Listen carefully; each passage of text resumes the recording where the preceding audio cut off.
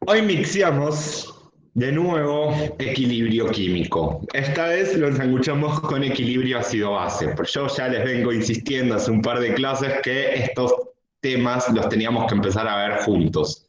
¿Sí? La semana pasada vimos lo básico, básico, básico, equilibrio químico, mechado con cinética. Hoy vamos a ver un poco más de equilibrio químico, mechado con equilibrio ácido-base. Como la introducción formal de equilibrio químico ya la hicimos la semana pasada, que fue el día que teníamos asignado para trabajar este tema en la teórica, hoy vamos a pasar directamente a la resolución del ejercicio que les dejé en el foro.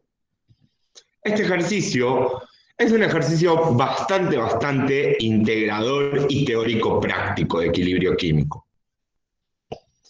Nos dice, los halógenos reaccionan entre sí para dar una serie de compuestos. ¿Alguien se acuerda cuáles eran los halógenos? Antes de seguir. Sí, el cloro, el bromo, el flúor. 17, si no me equivoco. Bien, el grupo 17 de la tabla periódica, todos esos, flúor, cloro, bromo. Bien, nos dicen, los halógenos reaccionan entre sí para dar una serie de compuestos denominados interhalógenos, de estabilidad variable. Uno de estos híbridos halogenados, el cloruro de bromo, se descompone a 500 grados Celsius para dar los correspondientes halógenos. Y nos dan la reacción de descomposición. Tenemos al interhalógeno bromo-cloro gaseoso en un ida y vuelta con bromo gaseoso y cloro gaseoso. Acá les dejé un igual porque en el foro no me dejaba escribir la flecha de ida y vuelta. Epa.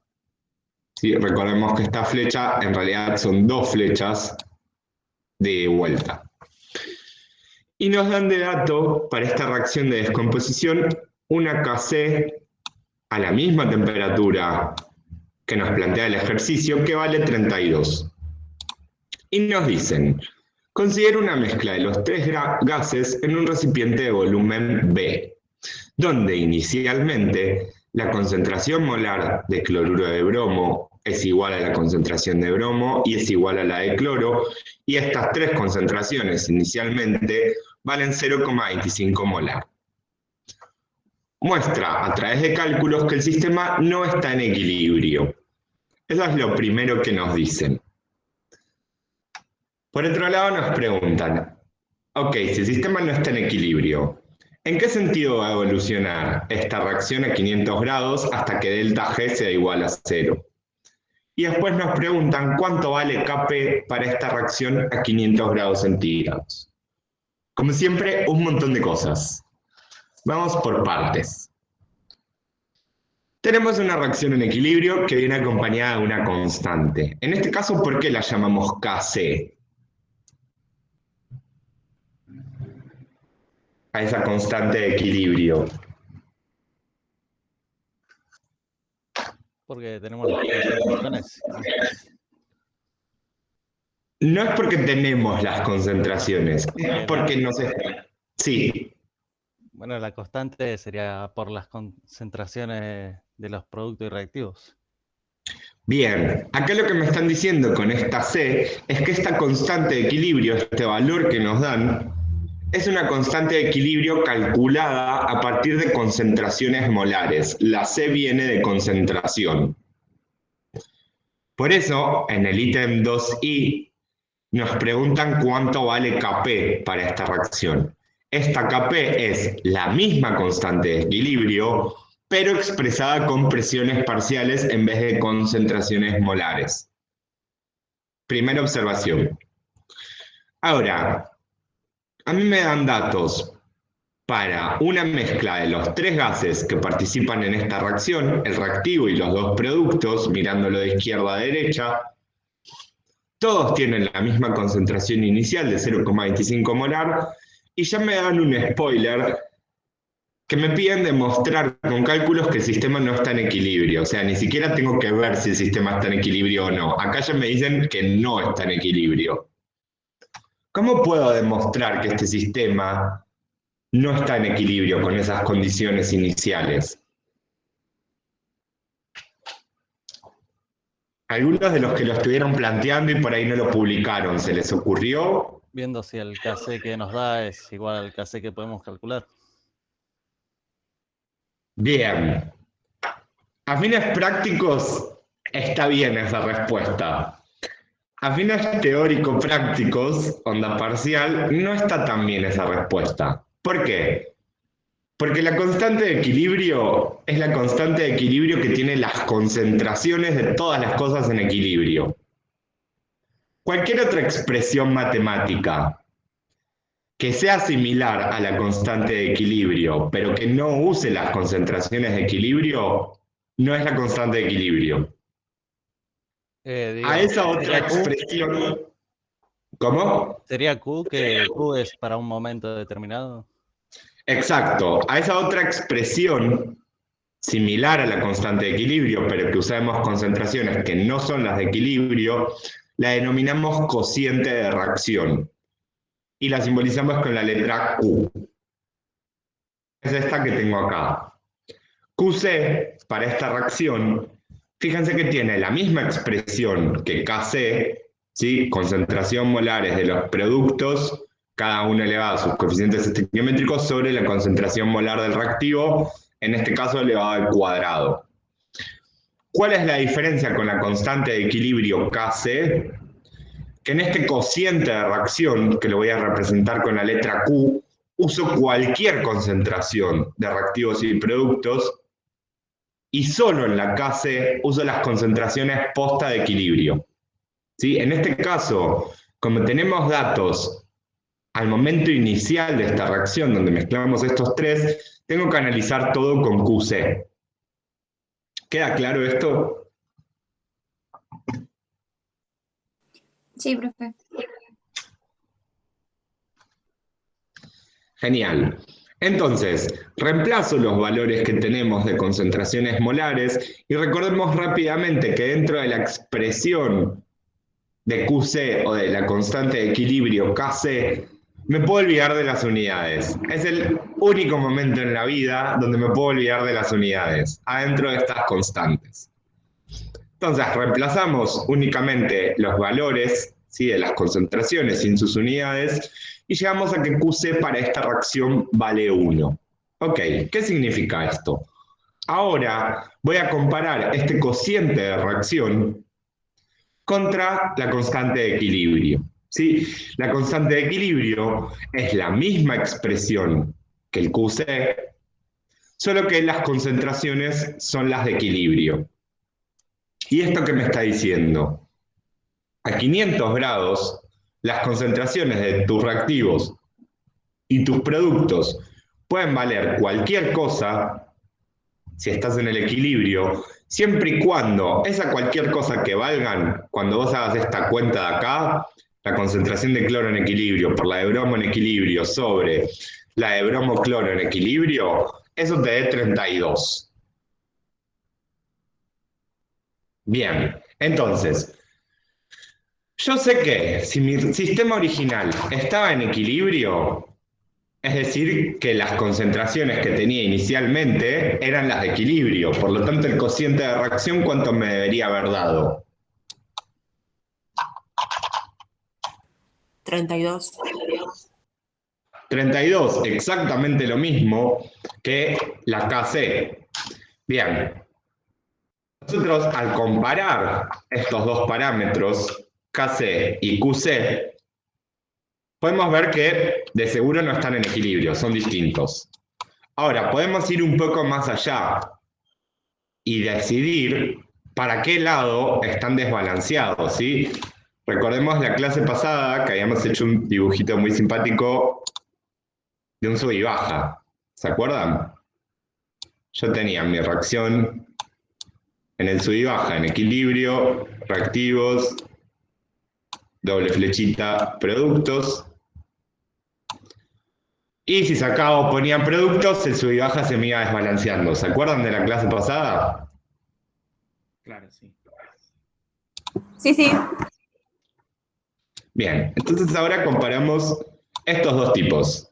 Esperen que hay alguien que está aterrizando.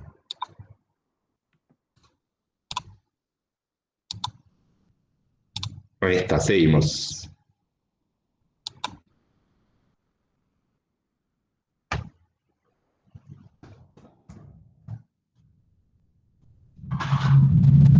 Bien, si nosotros comparamos ahora QC contra KC, podemos ver primero y principal que no son numéricamente exactamente lo mismo, por lo tanto no está en equilibrio. Ahora, si no está en equilibrio, ¿para qué lado tengo desbalanceado mi sub y baja? ¿Lo tengo desbalanceado para el lado de reactivos o lo tengo más pesado mi lado de productos?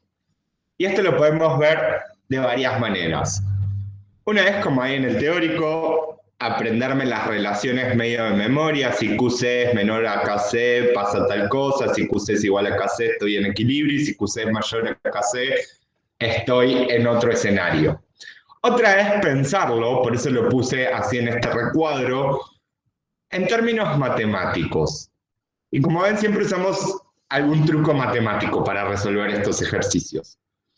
Yo lo que estoy comparando son dos fracciones, acá, donde arriba tengo información de productos, en estas fracciones, abajo tengo información sobre las concentraciones de reactivos. Entonces, si QC es mucho más chico, como en este caso, que KC, esto me está diciendo que el denominador de QC es mucho más grande que el denominador de KC.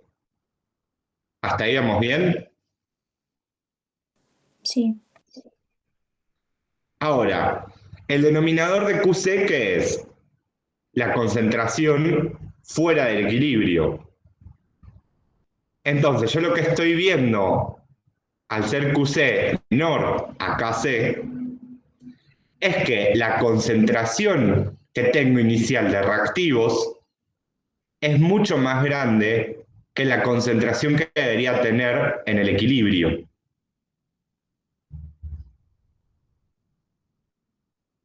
¿Me siguen hasta ahí? Sí. Genial. Otra manera de ver lo mismo es mirando los productos. Ok, si QC es más chico que KC, miremos ahora el numerador. El numerador eran las concentraciones de los productos. La concentración de productos fuera del equilibrio es más chica que la concentración de productos en el equilibrio.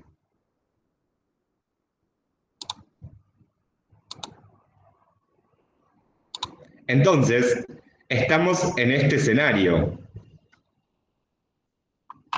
Hoy tengo un día antitecnología, disculpen.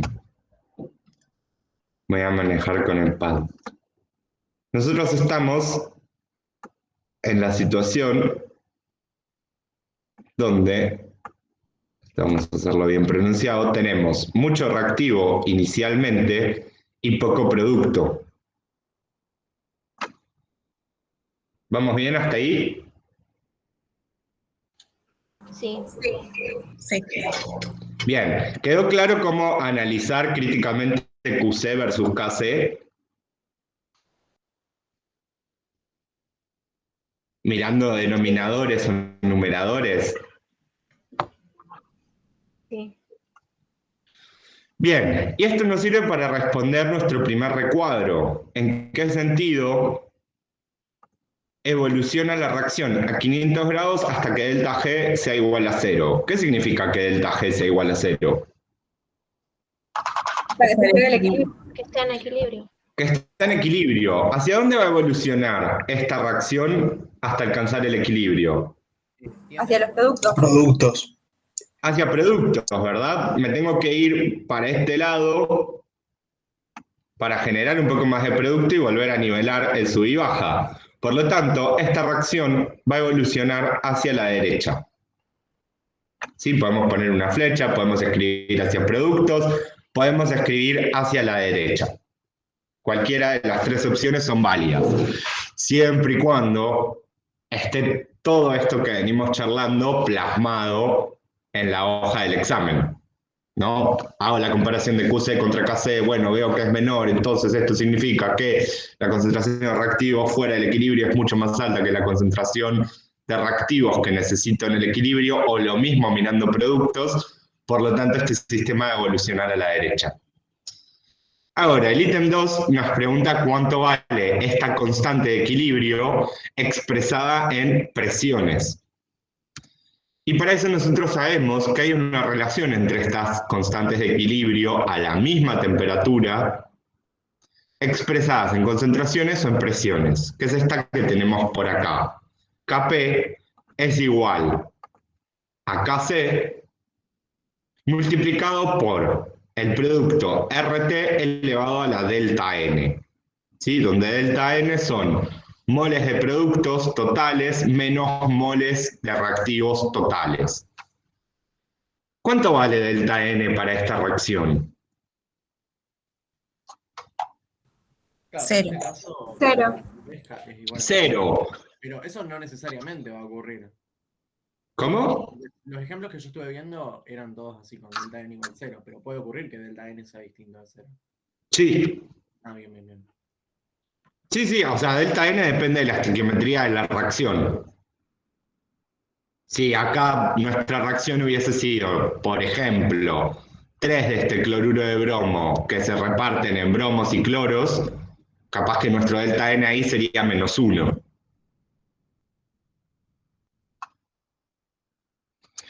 Bien, entonces, sabemos que delta N vale 0, por lo tanto, todo nuestro exponente, toda esta partecita, vale 1, y por lo tanto, solo en este caso, Kp es igual a Kc.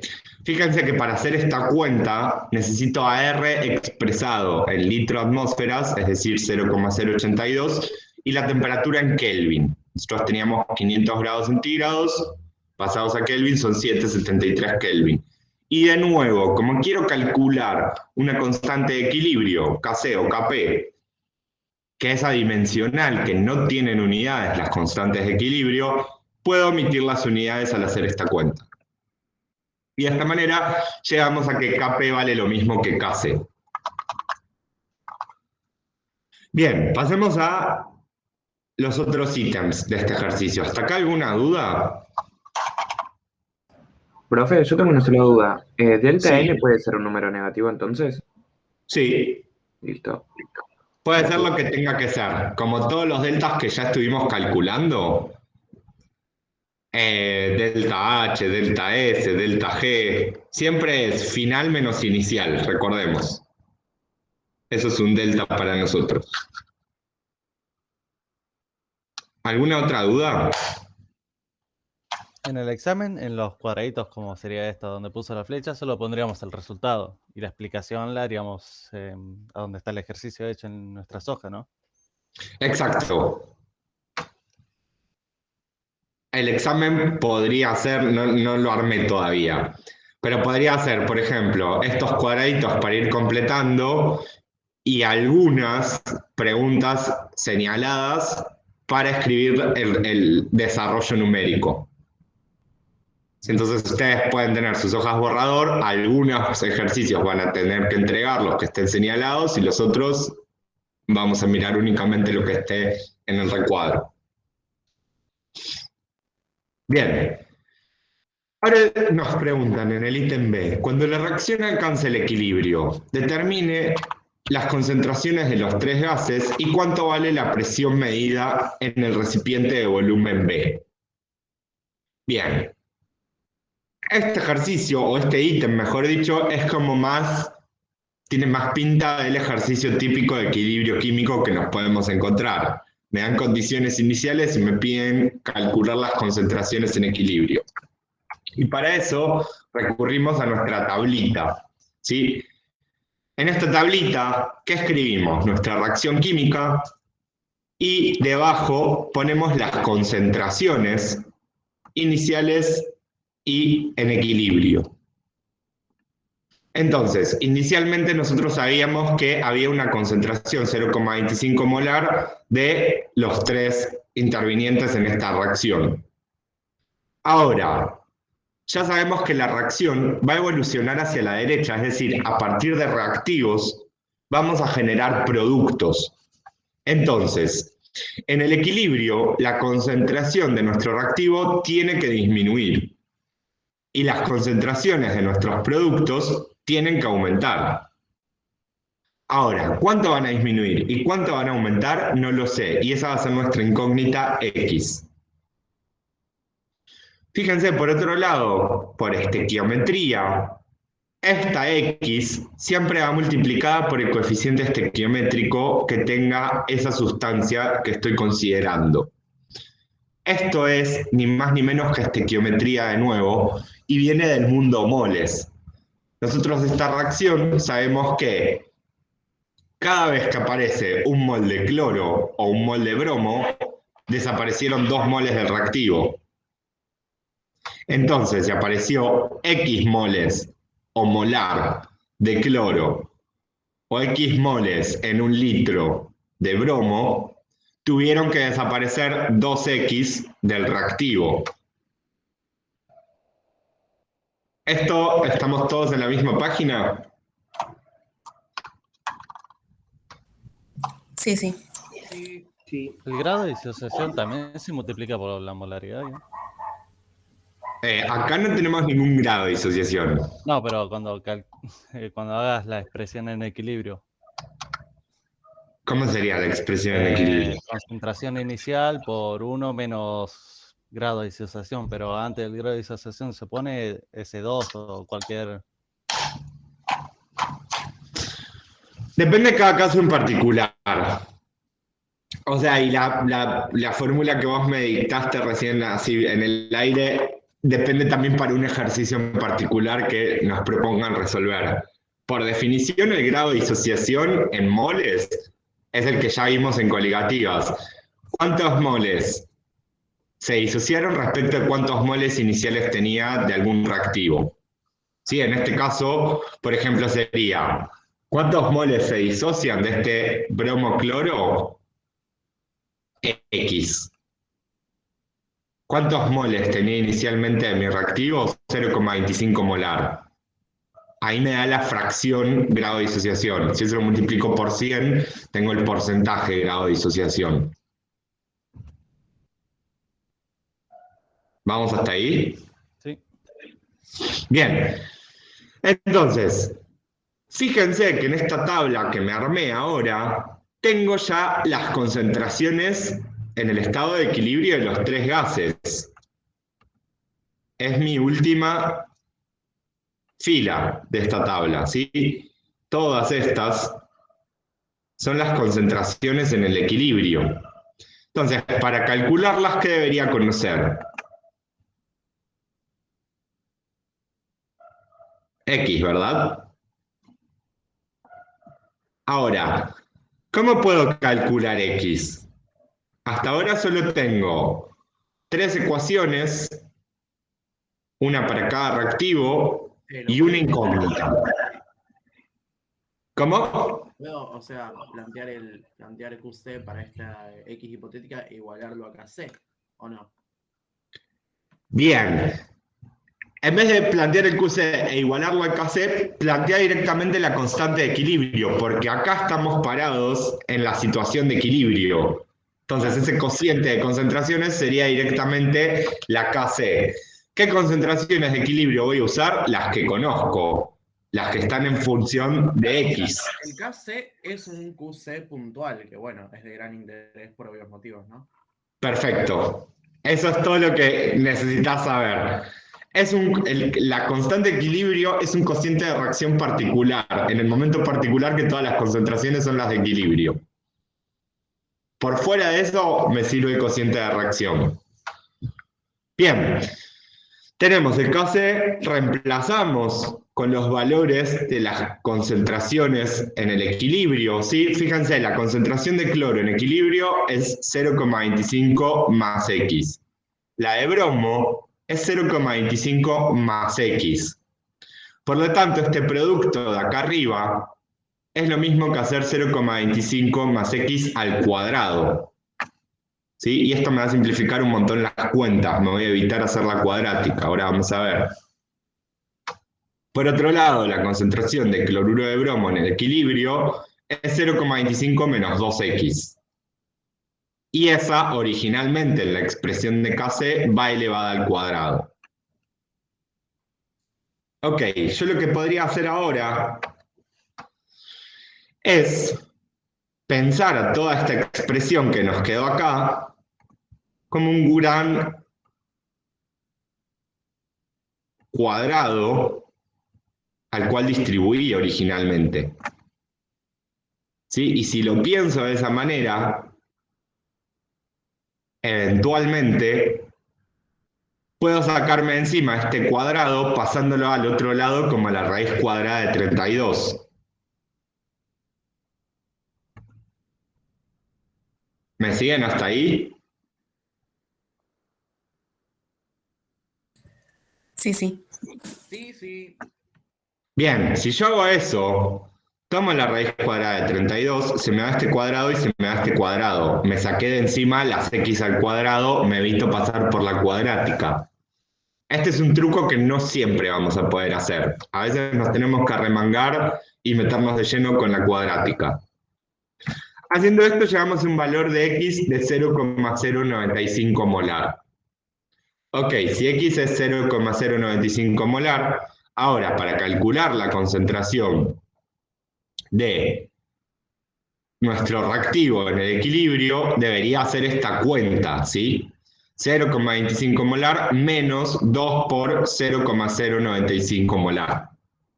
Y las concentraciones de los productos van a ser 0,25 molar más 0,095 molar. Y con esto terminamos nuestro primer cuadradito.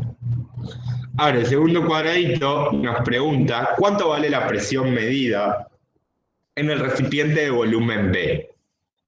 Nosotros en este recipiente, en el equilibrio, tenemos presentes los tres gases. Y cada uno de estos tres gases que intervienen en la reacción ejerce una cierta presión parcial. Si nosotros sumamos las presiones parciales de los tres gases, llegamos a la presión total que podemos medir en ese recipiente. ¿Vamos bien hasta ahí? Sí, pero... ¿O alguien se perdió?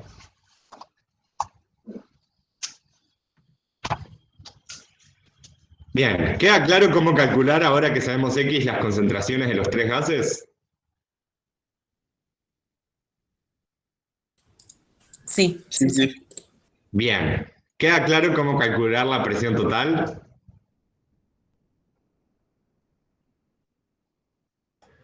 Profe, ¿puede volver a explicar lo de la presión?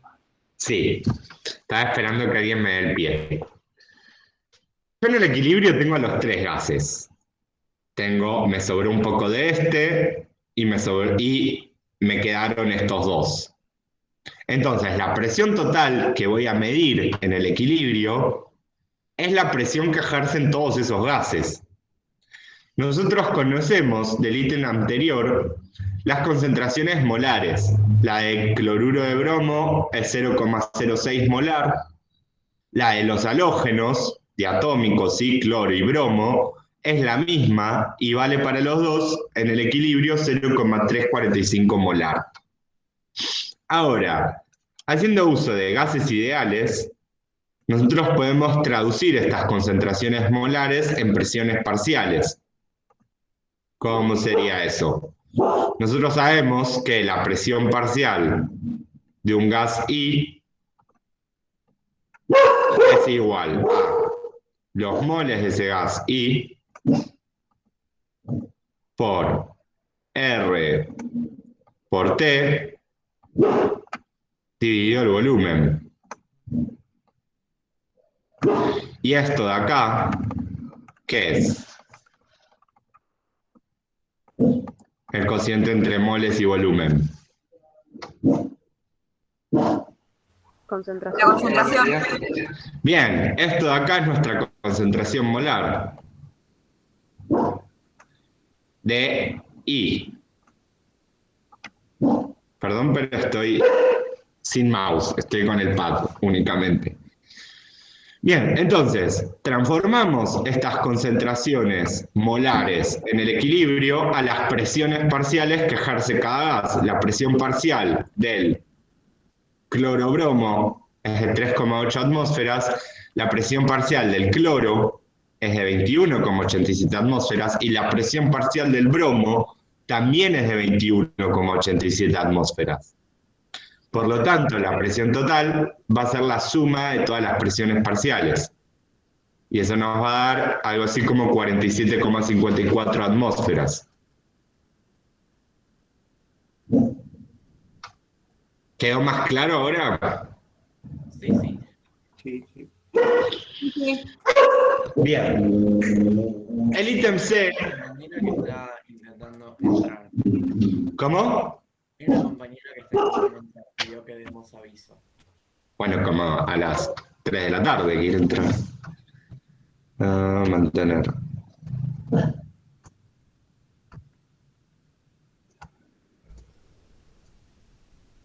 Bien, sigamos.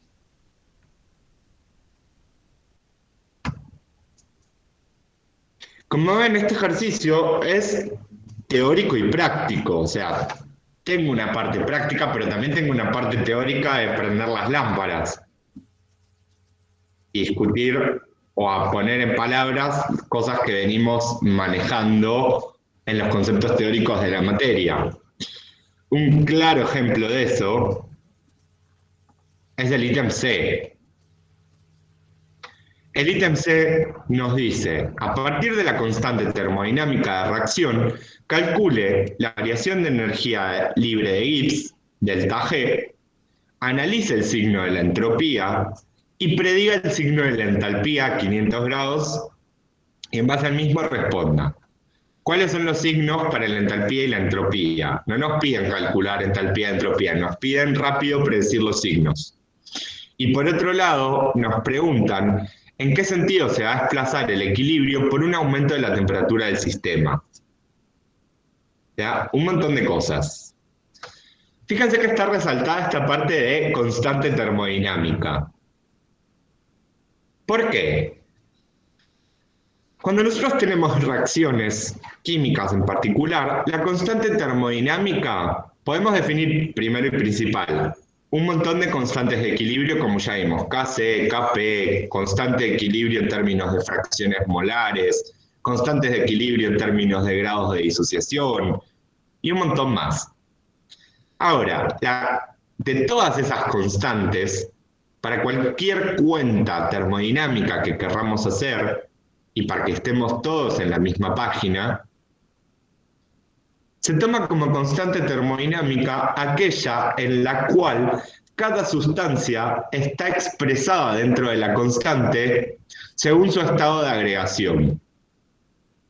Por ejemplo, en nuestra reacción, el estado de agregación de las tres sustancias es que son gases. ¿Cuál es la manera correcta o termodinámica para referirnos a un gas? ¿Hablar de presiones o hablar de concentraciones?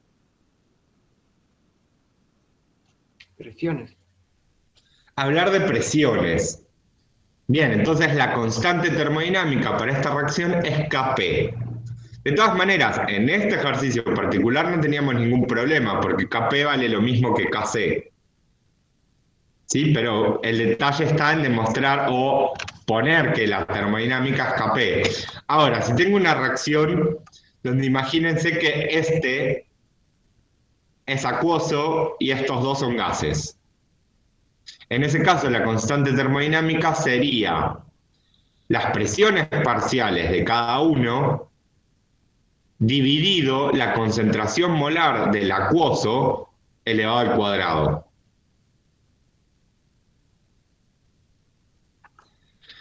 Bien, a partir de esta constante termodinámica, tenemos que calcular la variación de delta G y después analizar los signos de entalpía y entropía. Entonces nosotros vimos en la teórica esta otra forma de calcular delta G a partir de la constante de equilibrio, en este caso la termodinámica, ¿sí? Delta G es igual a menos RT logaritmo de K. ¿Qué R voy a usar acá? ¿El de litro atmósferas o el de energías? Energía. El de energía, porque lo que quiero calcular es una energía. Bien, reemplazamos con valores ¿sí? R en kilojoules sobre Kelvin mol, temperatura en Kelvin, y la Kp que ya habíamos calculado, y llegamos a que delta G para esta reacción es de menos 22,27 kilojoules por mol. ¿Es una reacción que va a ocurrir o que no va a ocurrir?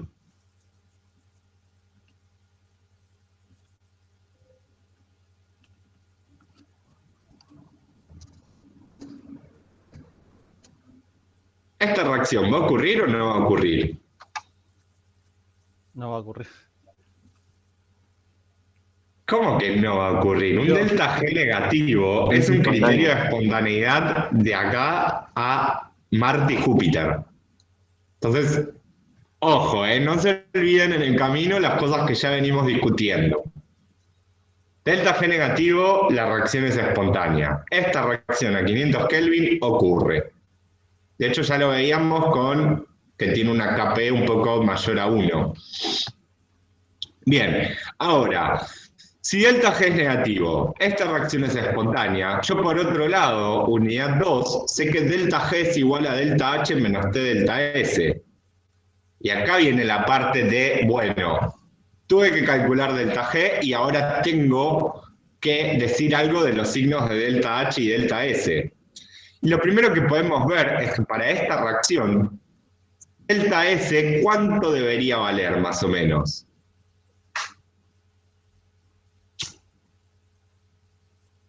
De vuelta, profe, ¿podría repetir la pregunta? Sí, para esta reacción, delta S, ¿cuánto debería valer más o menos? Delta S. ¿Cómo podíamos Si es hablar rápido del ¿Cuánta signo de cantidad de delta moles S? hay de cada lado, puede ser? Claro, calculando el delta N. ¿Cuánto valía delta N para esta reacción? 0. 0. Entonces, delta S, ¿cuánto debería valer para esta reacción?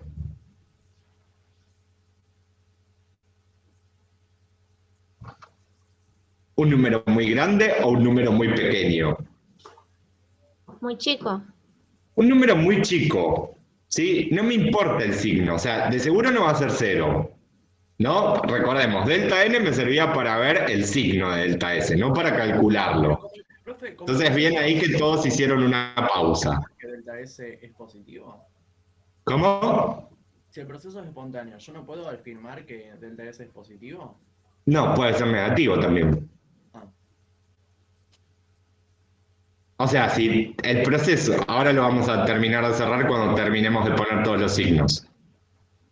Tenemos esta reacción. Delta N es cercano, o mejor dicho, delta N vale 0. Entonces, se me cayó el criterio que usaba para decidir el signo de delta S.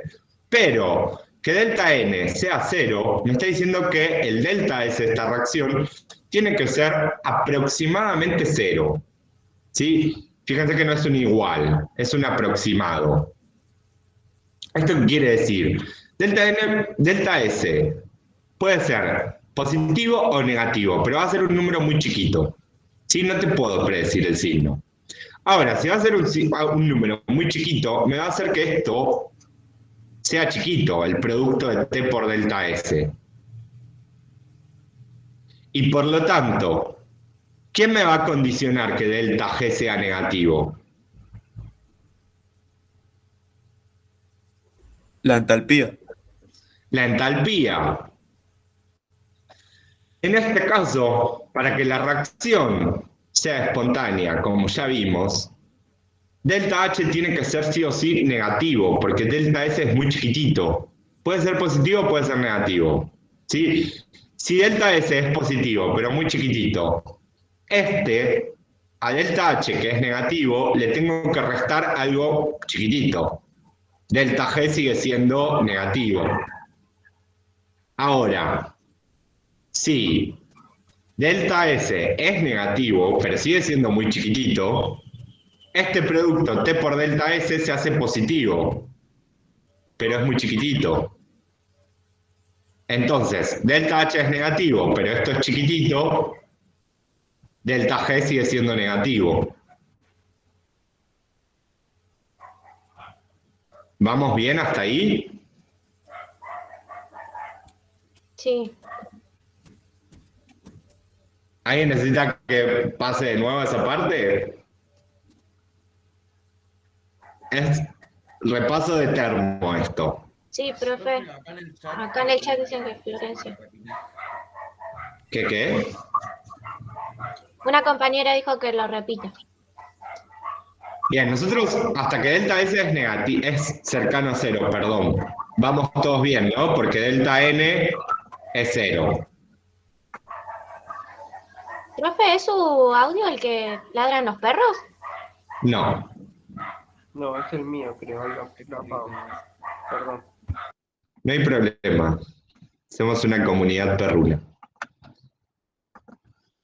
Delta N vale 0. Entonces, no puedo decir cuál es el signo de delta S. Porque nosotros sabíamos chamullar el signo de delta S si delta N nos daba o negativo o positivo. Ahora, en este caso, yo, con que delta N sea 0, lo que puedo decir es que delta S tiene que ser chiquito. ¿Sí? ¿Cuán chiquito? No sé. Lo voy a aproximar como 0 a fines prácticos. Total, no me piden calcular delta S, me piden decir el signo. Bueno, no te puedo decir el signo, pero puedo ir un poco más allá y te puedo decir que es cercano a 0. Entonces, miro esto. Miro el delta G. El delta G nosotros sabemos que tiene que ser menor a 0. ¿Sí? Porque ya lo calculamos antes. Sabemos que la reacción es espontánea. Entonces, delta H menos T delta S tiene que ser una cuenta que sea menor a 0, ¿sí? Que el resultado sea negativo. Ahora, si delta S es muy chiquitito, el que va a determinar el signo de delta G es la entalpía. ¿Sí? Y para que todo esto sea negativo, necesito sí o sí que la reacción sea exotérmica, que delta H sea negativo. ¿Por qué? Si delta S es positivo, ¿sí? Vamos a poner por acá un positivo. Entonces, el producto menos T delta S nos da positivo o negativo.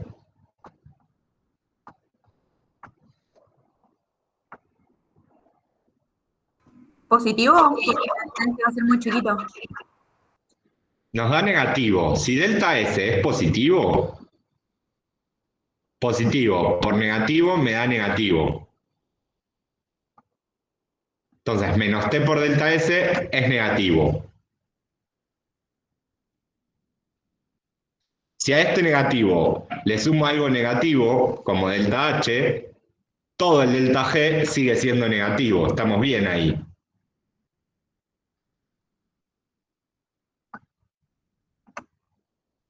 ¿Hasta ahí vamos bien o no?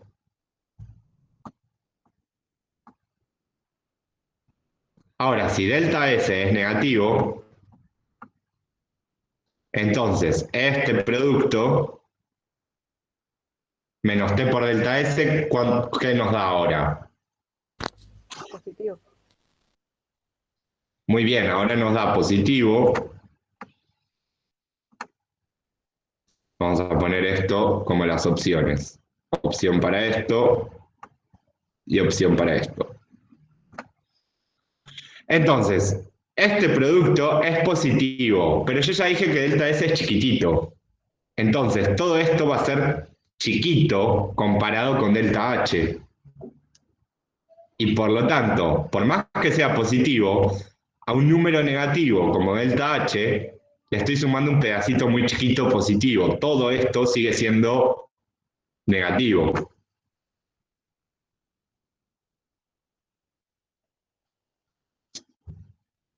¿Vamos hasta acá?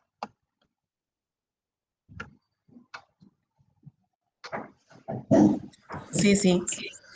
Bien. Y todo esto lo teníamos que hacer para poder responder en qué sentido se va a desplazar el equilibrio por un aumento de la temperatura del sistema.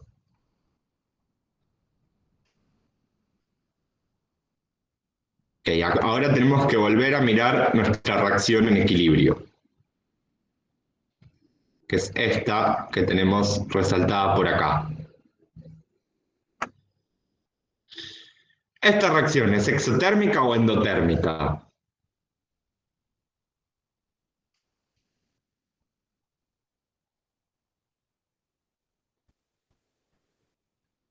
Así como la tenemos escrita, como la leemos de izquierda a derecha, ¿es exotérmica o endotérmica? Es exotérmica. Es exotérmica. Bien. Por lo tanto, es endotérmica en el sentido opuesto, ¿no? La inversa de esta reacción, cloro con bromo, que se combinen y me generen este tipo, es endotérmica. Sí. Es el proceso opuesto, funciones de estado, todo serie 2. Bien, ahora, si yo aumento la temperatura del sistema, ¿para dónde me voy a desplazar? ¿Para reactivos o para productos? Me favorece la formación de productos. No. De reactivos, perdón. Lo estaba viendo al Me revés. favorece la formación de reactivos, ¿sí? Claro, porque es endodérmica, justamente. Porque ese proceso es endotérmico. Bien, entonces, por un aumento de temperatura, la reacción se va a desplazar hacia la izquierda. Y con esto terminamos el problema mix de equilibrio y termodinámica.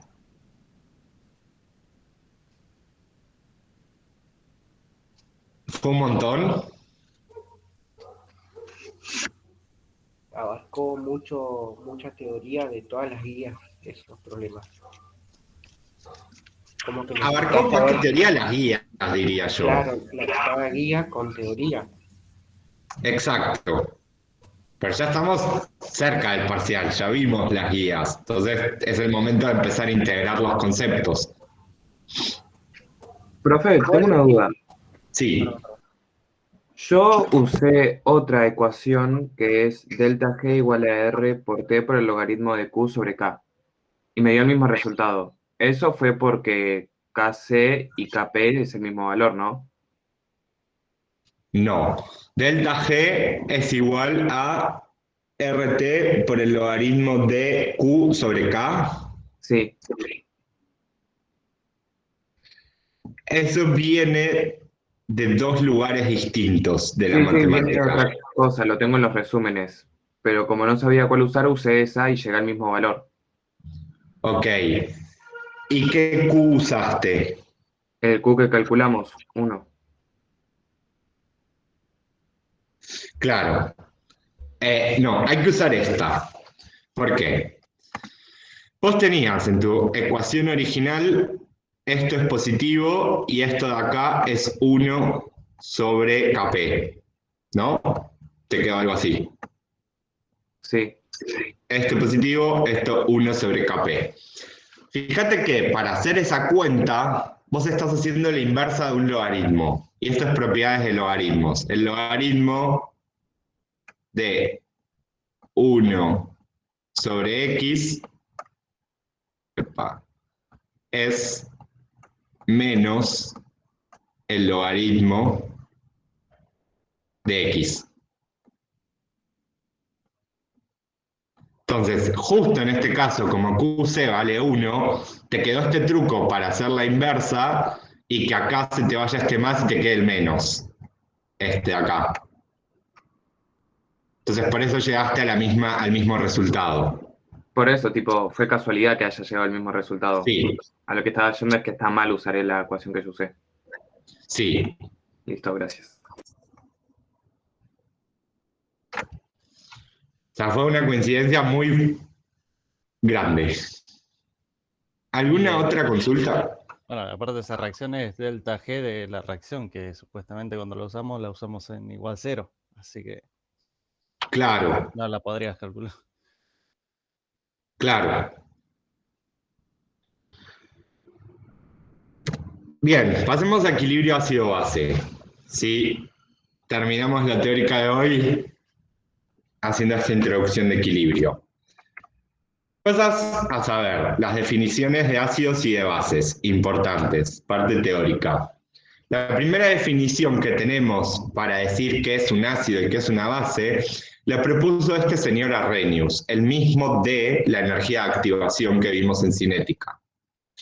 Y él plantea solamente un caso que es el caso de las soluciones acuosas, y se olvida, o mejor dicho, omite todos los otros casos posibles que podemos tener equilibrio ácido-base y que el solvente no sea agua necesariamente.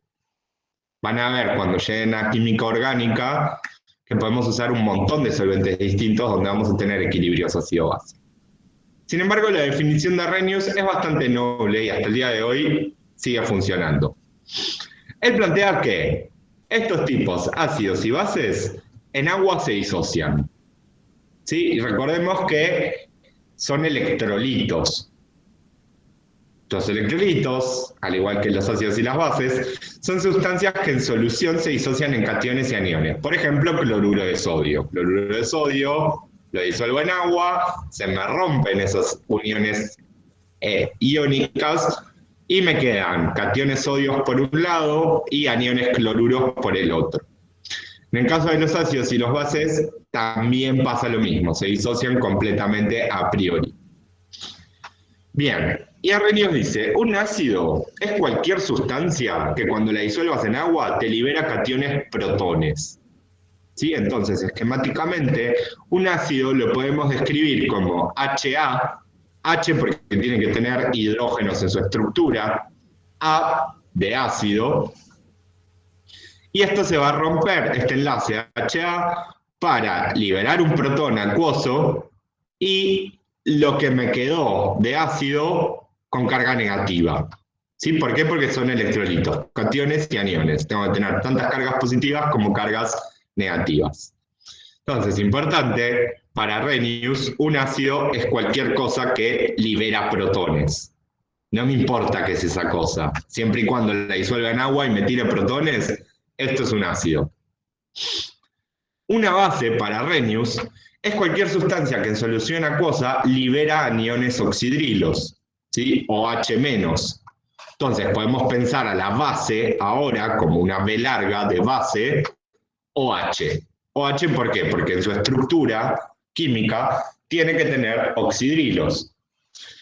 Entonces, esto lo pongo en agua, me libera los oxidrilos, que en este caso son los aniones, y todo lo otro que era de la base queda con carga positiva. ¿Vamos bien hasta acá? Sí. Bien. Sin embargo, la definición de Arrhenius es bastante noble en el sentido de estos dos tipos, lo podemos pensar.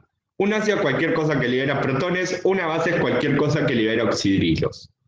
Sin embargo, esta definición de Arrhenius se queda corta. Por un lado, solo se limita al caso de solución acuosa.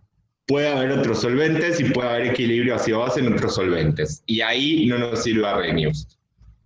Y por otro lado, no explicaba el comportamiento básico de la molécula de amoníaco, ¿sí? Los tipos ya en esta altura medían de alguna manera la acidez de las sustancias y veían que el amoníaco tenía un comportamiento básico. Recordemos, el amoníaco, creo que lo tengo en la diapo siguiente, pero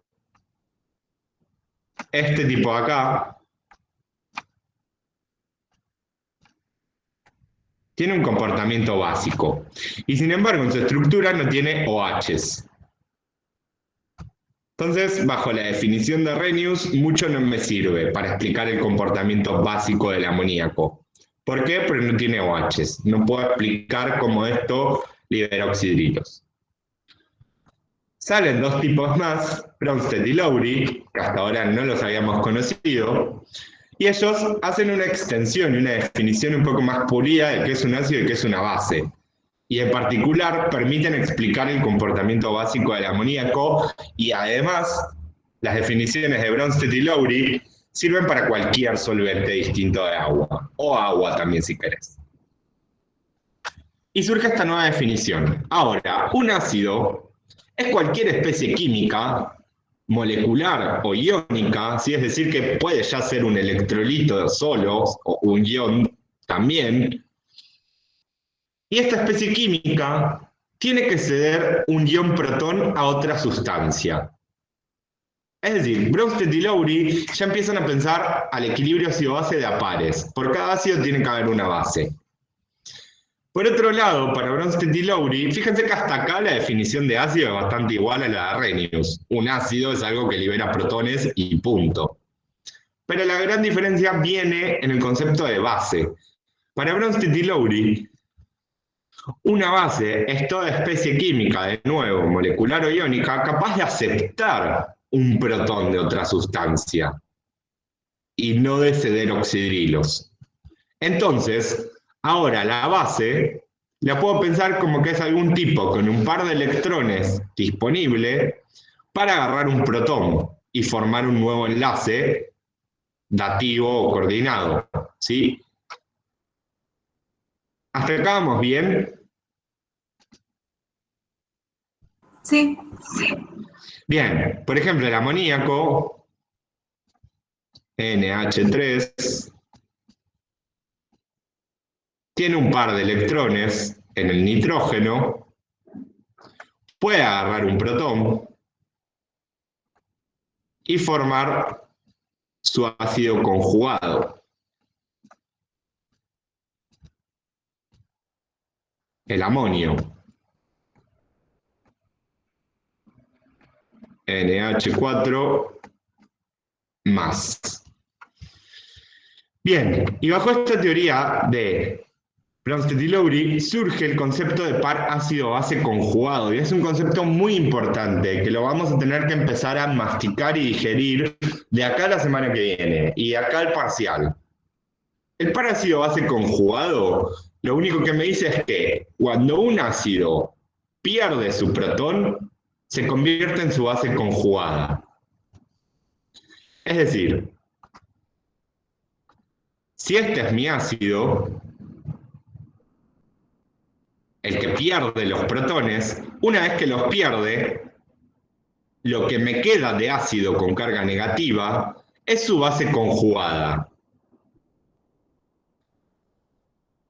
Y una base, cuando pierde, o mejor dicho, cuando gana los protones que le liberó algún ácido, se transforma en su ácido conjugado. ¿Por qué surge este concepto ácido-base conjugado? Porque Bronsted y Lowry ahora ya no hablan de electrolitos fuertes, sino que hablan de electrolitos en general. Entonces, si mi electrolito no es fuerte, no se disocia completamente, es decir, mi electrolito es débil. Y si mi electrolito no se disocia completamente, se disocia parcialmente. Y por lo tanto, entramos en el mundo equilibrio. Y ahora nos aparece una doble flecha.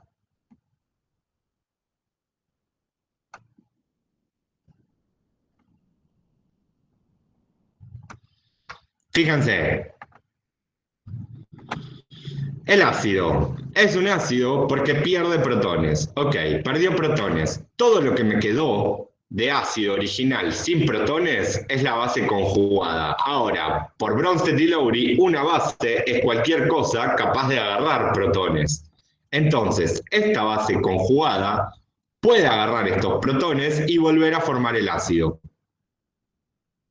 ¿Ven que tengo un par ácido-base conjugado? Acá. Sí.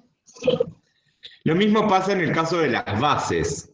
En el caso de las bases, como el amoníaco es una base, puede agarrar un protón y formar su ácido conjugado amonio. Su ácido conjugado amonio es un ácido porque puede liberar protones. Entonces, si este amonio se saca de encima ese protón, lo pierde por ahí, se vuelve a transformar en amoníaco, en la base conjugada de este ácido. ¿Queda claro este concepto? Sí. Bien. Sí, ida y vuelta. Es un ida y vuelta. Por cada ácido, una vez que pierde protón, me genera una base conjugada. Profe, Cada base, cuando acepta un protón, me forma un ácido conjugado.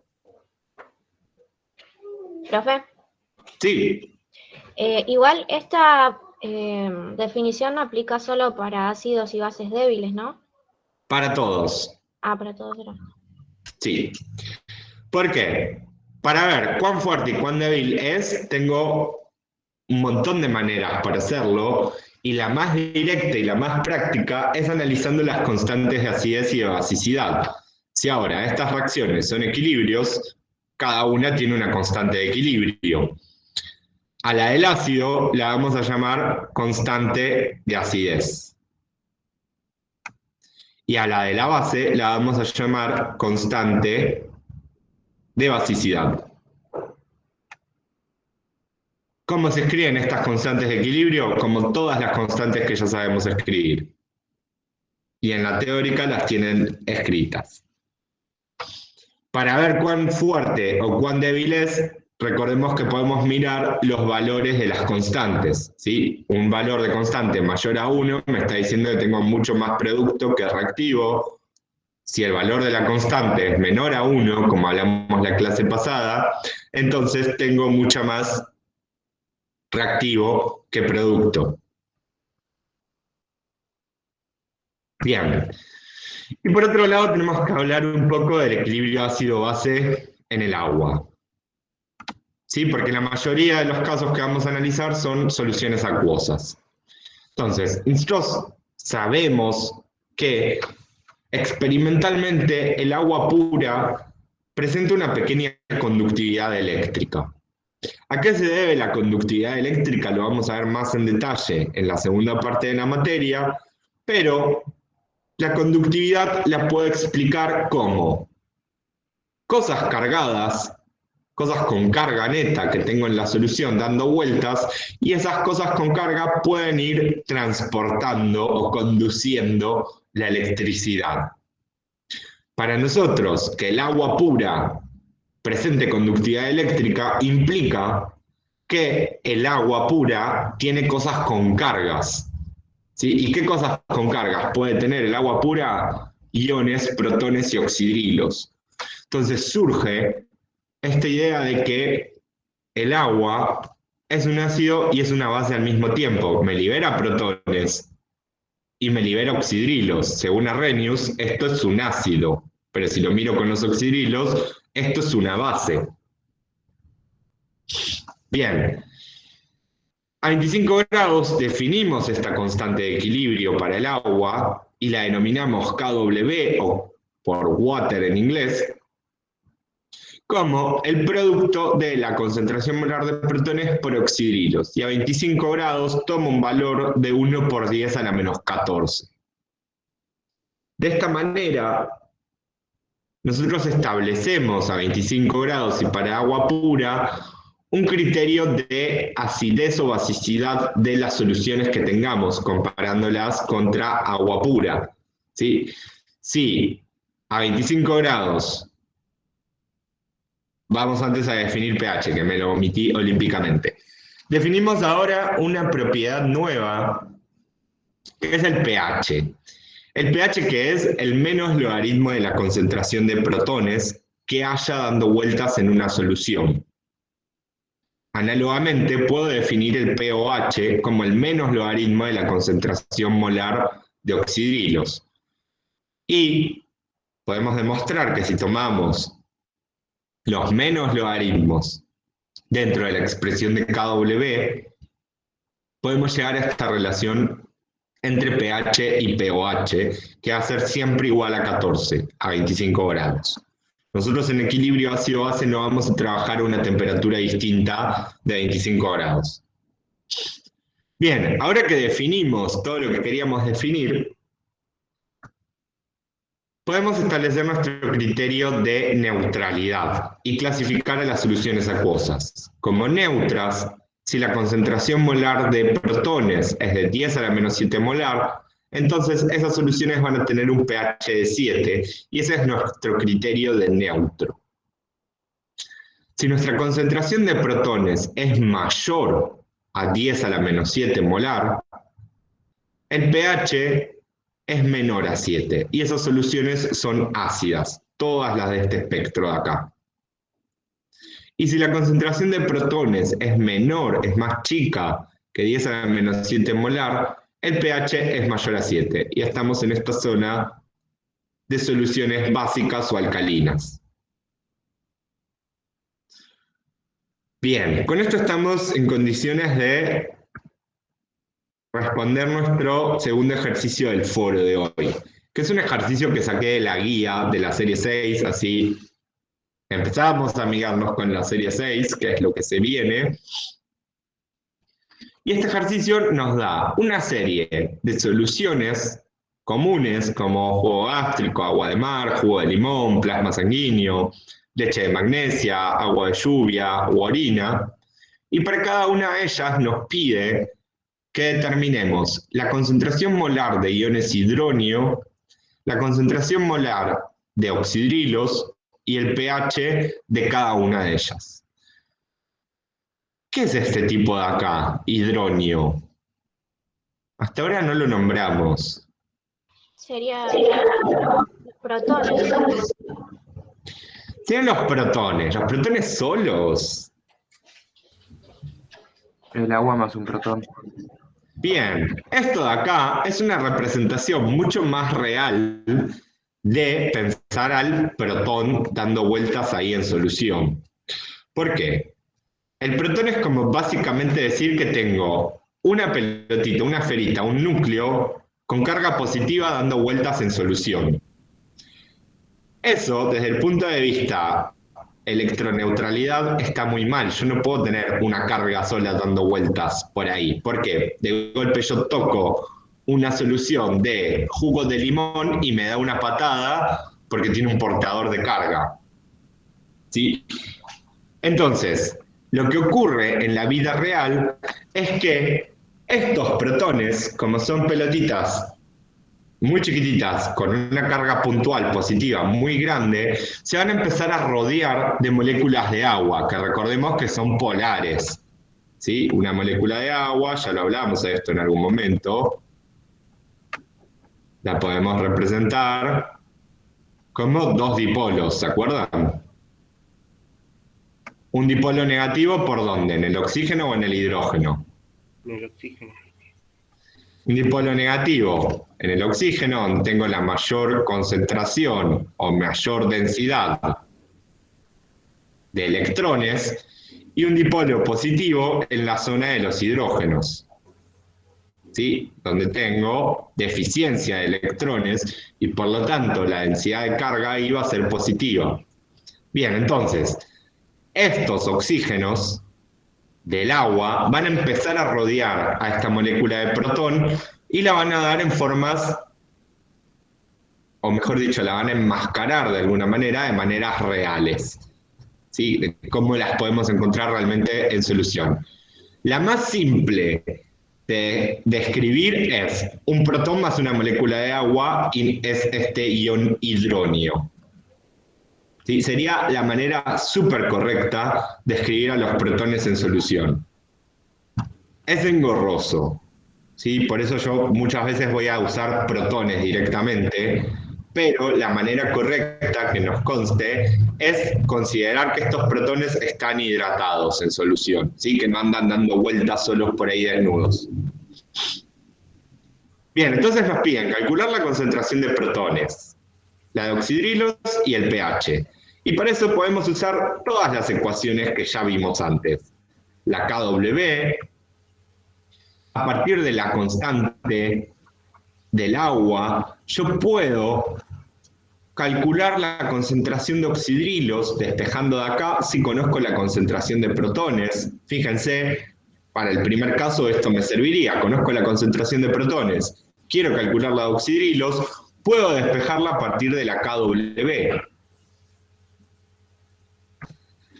O lo análogo, en el caso, por ejemplo, del jugo de limón y el plasma sanguíneo, me dan de dato la concentración de oxidrilos y yo puedo despejar a partir de KW la concentración de protones. Y conozco la concentración de oxidrilos, sé cuánto vale KW, puedo calcular la concentración de protones. Y también no les obliga, queremos calcular el pH, necesitamos conocer el menos logaritmo de la concentración de protones. Y creo que ninguna otra. Bien. Estas son las 4 hasta ahora ecuaciones que más vamos a usar para completar este cuadro. Hay una quinta que ya la vamos a ver. Empecemos por el caso del jugo gástrico. El jugo gástrico nos da la concentración molar de protones o de hidronios. Por lo tanto, puedo calcular el pH de una, hago el menos logaritmo de esta concentración, y puedo calcular, como vimos antes, la concentración de oxidrilos haciendo 10 a la menos 14 sobre la concentración de protones. Si hacemos esas cuentas, la concentración de oxidrilos nos da algo así como 2,51 por 10 a la menos 13, y el pH de esta solución nos da 1,40. ¿Es ácido el jugo gástrico?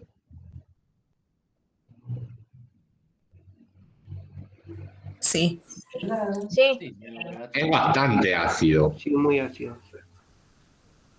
Fíjense, por acá tenemos algo que se llama leche de magnesia, que es básico.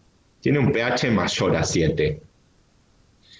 ¿Alguien sabe qué es la leche de magnesia? la escuché nombrar un montón de veces, pero no me acuerdo qué era. La leche de magnesia es justamente un antiácido, que es un óxido de magnesio suspendido. Viene como en una suspensión, ¿sí? ¿Qué es un antiácido? O mejor dicho, si el jugo gástrico es un medio ácido, nosotros cuando experimentamos acidez, eso es un indicio de que el pH de nuestro estómago se fue a una zona mucho más ácida. Entonces empezamos a experimentar todo ese ardor en nuestra primera parte del sistema digestivo, en el esófago, la boca y demás. ¿Por qué? Dándonos un indicio en nuestro estómago de que, hey, el pH no sé qué comiste o no sé qué te está pasando a nivel organismo, pero este estómago, este pH no puede seguir funcionando.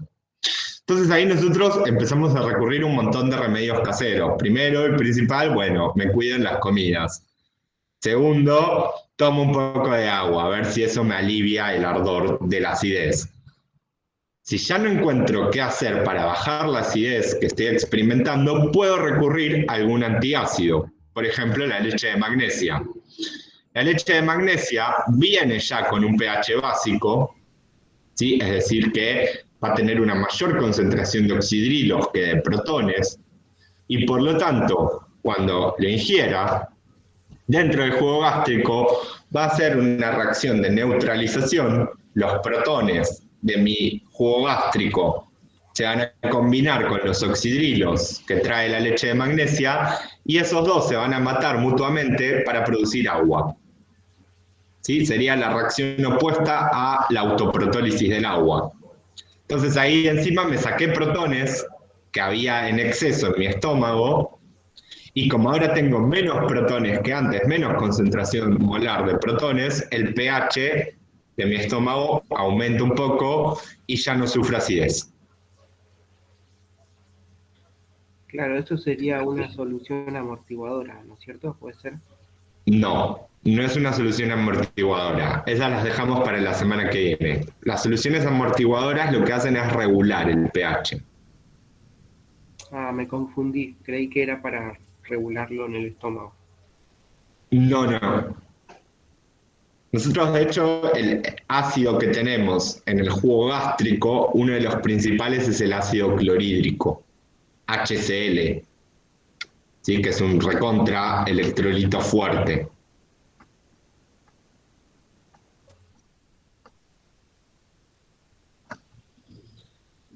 Bien, a fines prácticos, ¿cómo nos podemos dar cuenta si un ácido es fuerte o débil?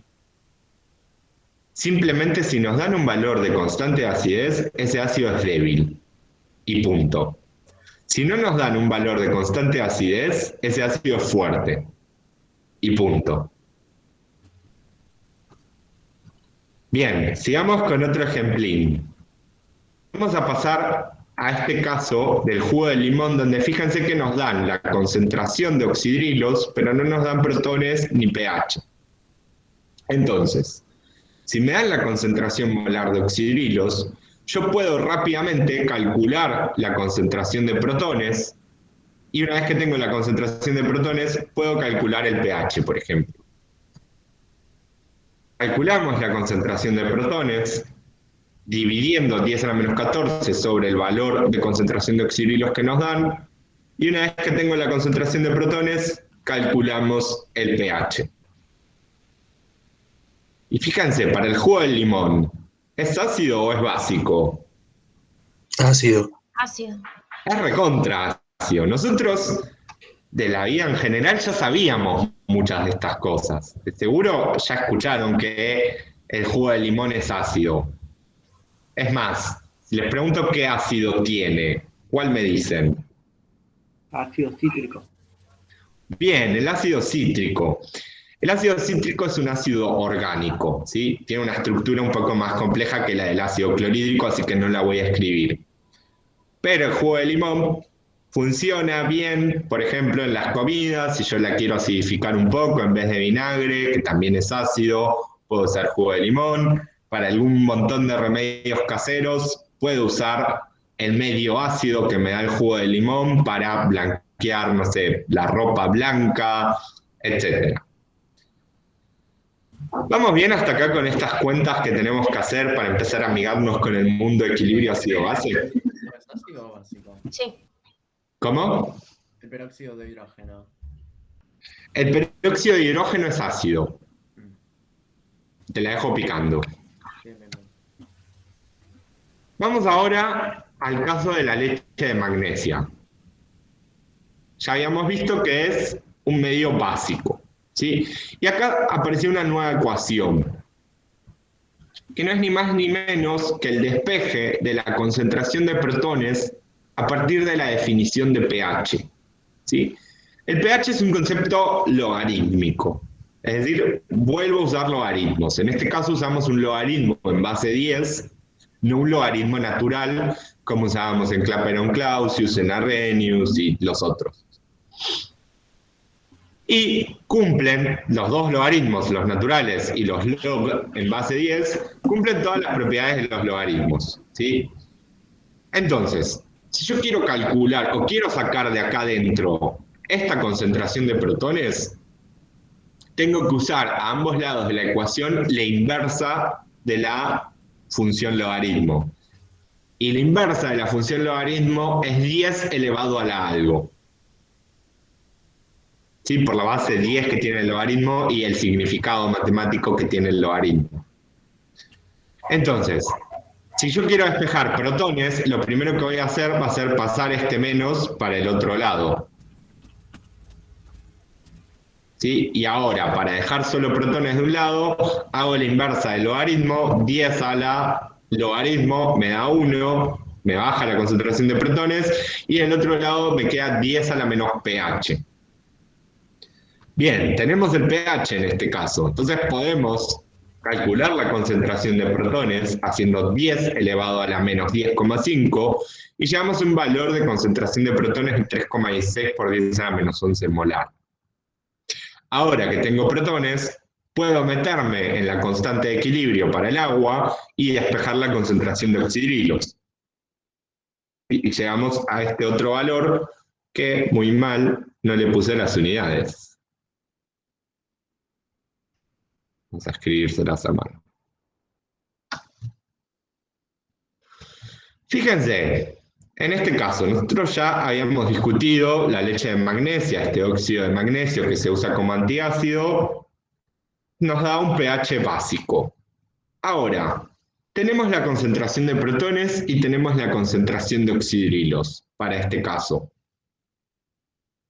¿Pueden ver que tengo una mayor concentración de oxidrilos en esta solución que de protones? Con estos números. Sí. Bien, el hecho de tener una mayor concentración de oxidrilos que de protones necesariamente es un indicio de que esa solución es básica. En los casos anteriores pasaba al revés. Fíjense, vamos un poco para atrás. Acá tengo una concentración muy baja de oxidrilos comparada con una muy alta de protones. Esta solución es ácida. Entonces yo puedo más o menos darme una idea de si la solución es ácida o básica mirando únicamente la concentración de protones o la concentración de oxidrilos, sin tener que calcular el pH, que mucho no me cuesta tampoco, vamos a decir la verdad, es menos logaritmo de un número. Pero yo ya mirando estos números, concentración de protones y concentración de oxidrilos, puedo arriesgarme y decir cuándo una solución va a ser ácida y cuándo va a ser básica. Si dudo mucho, puedo calcular el pH, obvio. Ahora, ¿cuál va a ser el límite en términos de concentraciones molares para decidir cuándo es ácido, cuándo algo es ácido o cuándo es básico? ¿Cuál es el límite de concentraciones? ¿Cuál es el límite de nuestra escala de pH para decir algo es ácido o algo es básico? El 7. 7, ¿no? Un pH de 7 es neutro. Me voy para abajo, estoy en la zona ácida, me voy para arriba, estoy en la zona básica. Ahora, si el pH es 7, ¿cuánto es la concentración de protones?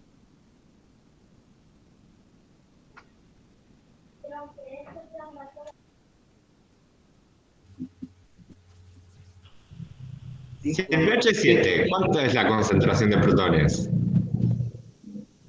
10 a la menos 7 puede ser. 10 a menos 7, ¿qué? Molar. Bien. 10 a la menos 7 molar. Claro, Nos da la concentración de protones. ¿Y cuánto sería la concentración de oxidrilos? La misma. Exactamente la misma. Entonces, este es nuestro criterio de neutralidad o de acidez y basicidad en términos de concentraciones, sin mirar pH. Mi cota es que la concentración de protones y oxidrilos, las dos a la vez, sean 10 a la menos 7 molar a 25 grados. Ok. Si no es 10 a la menos 7 molar y mi concentración de protones es más chica que 10 a la menos 7 molar, esa solución es básica. ¿Por qué? Porque de seguro la concentración de oxidrilos es más alta.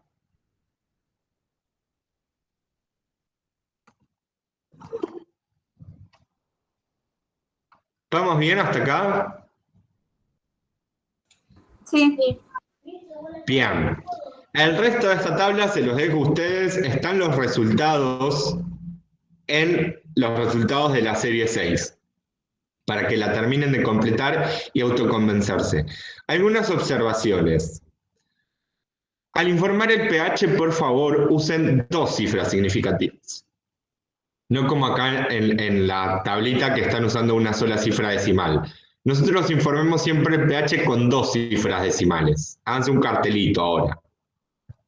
Yo creo que en los ejercicios anteriores sí. Lo fui expresando de esta manera. ¿Por qué tan pesado de golpe con 2 cifras decimales?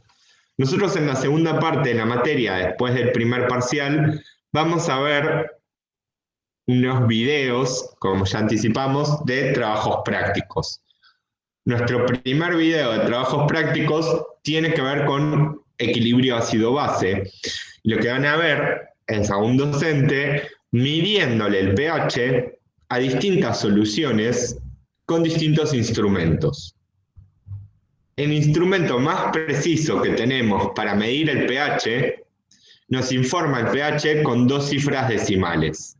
¿Sí? Entonces, por eso, todos los cálculos que nosotros hagamos de pH, informémoslos con 2 cifras decimales, porque es hasta donde podemos medir el pH, con precisión. Dicho eso, bien. Viene la diapo que todos estábamos esperando.